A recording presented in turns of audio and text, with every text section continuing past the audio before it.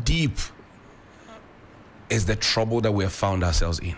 That's a broad question. Let me just first start by saying that for anybody listening to us today and you're just a user of telecom services, you don't care who is Wax, who is ACE, who is SAT3. You don't Glow One. You don't need to know any of these things. All you want to know is that I bought credit and my credit should work. Fantastic. Unfortunately, we are having to run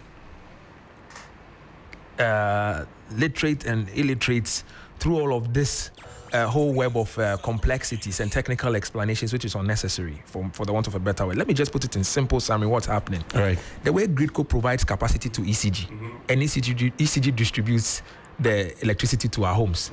That's the same way submarine companies or submarine cabling companies provide capacity to telcos.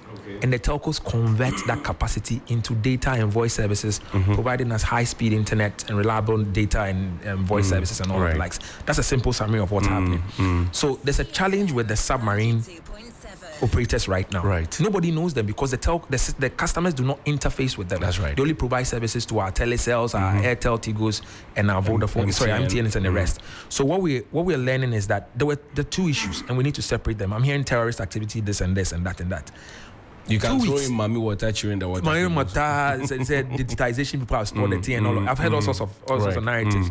The most important thing to put in perspective is that 2 weeks ago, before last week, there was a submarine attack. Nobody knows exactly how it happened, but we feel that because ships are dropping anchors right now within the Gulf of Aden to get clearance to go through that route, what's happening is that we feel somebody had dropped an anchor and maybe it burst. And that these cables were CCOM and EIG. These are two cables. Okay. They come all the way from Europe, all the way down to Southern Africa. That's the way the submarine cables have always been built. They are built from a side. They work on the left part of, let's say, they come from the top, walk around Senegal, all the way down through the east, west, come all the way down. They come to end usually around Southern Africa. Okay. So that cable was supplying Southern Africa mostly. So this was a problem with Southern Africa. Then just before they were dealing with it, because they had resolved it largely by getting redundancies, then Western Africa and Eastern Africa saw our own happen the week after. And ours is basically what we are learning, some seismic activity, almost like an earthquake underwater. Okay. And basically the way it happened, it's ruptured about 4 of the main cables that supply capacity to Ghana. Right. And so what's happening is that then the one went completely off, but the 3 were providing 10% capacity each. And which it means that that's very small, because if I'm providing you 100% value of maybe my work, I come to work, I give you 100%. Right. Then today I come, I say I'm working 10%. It means that probably after 1 hour I might not do anything again. That's correct. So you have very little resources available to you. So what the telco started doing from Thursday, if you could see, it's an IP-based conversation. And so what they were doing is they were prioritizing their that's data. why your text. So you can realize the text will go on WhatsApp, but pictures will not go. That's right. Videos will not go. Yes. But they were prioritizing just some particular apps. Okay. And then also they were prioritizing voice calls. Why were they doing that? Because of emergency. Okay. So if everybody goes off and there's a complete blackout, that's a national security disaster.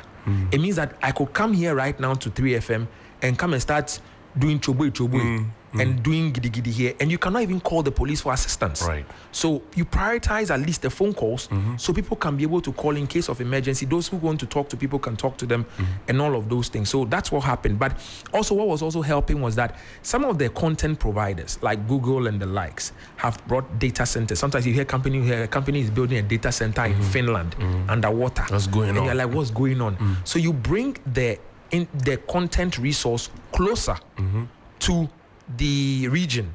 So because today, let's say in the past, when I want to stream, I have to now use my internet data to stream, let's say from source, maybe Netherlands, where Netflix is headquartered, and they have their data centers there.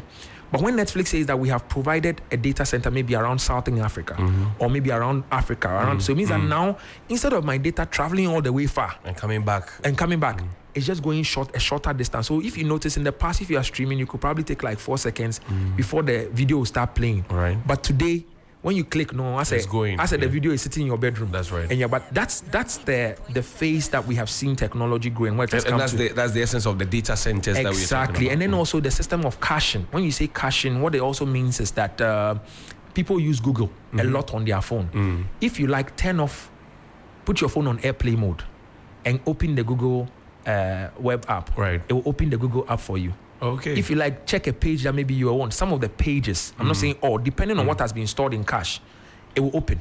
And it could make it look as if you are on the internet, but it's basically your system that has stored some specific data memory related to some cache memory. So sometimes you can hear clear cache. Right. So you can see the cache is about 180 something. I go like, hey, what is 180 something megabytes? Let me clear this. Let me clear and save some space on my phone. But that caching is basically stored pages that you are likely to go to, or you possibly go to a lot more. And then these pages open. But when you want to open a new page, it might not open. I see. So one of the things that even if you what the NCA statement was talking about was, if you look at number 7, it talks about a Ghana Internet Exchange that allows basically service providers and then also content providers to effectively participate in and be able to ensure efficient local content delivery, because there are certain contents that are very specific to us. So you can put them within that internet exchange or that database or that directory, so that in times like this, there are certain common specific places that people go to that they can easily just enter and be able to get support rather than having to rely on the